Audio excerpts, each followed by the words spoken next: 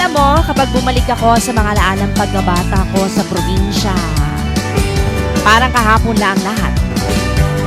Yung simpleng buhay. Ibang mga bagay dati-mati na hindi mo pinapansin pero ngayon, namimiss mo na.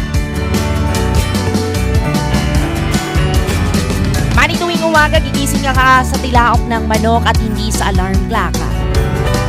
Tapos paglabas pa ng bahay mo ay mararamdaman mo agad ang labigan ng simoy ng hangin at amoy na amoy mo ang halimuyak ng mga bulaklak at damo na basa dahil sa hamog. Yung tipong hindi mo na kailangan magmadali. Dati, ibang walang cellphone na hawak-hawakan.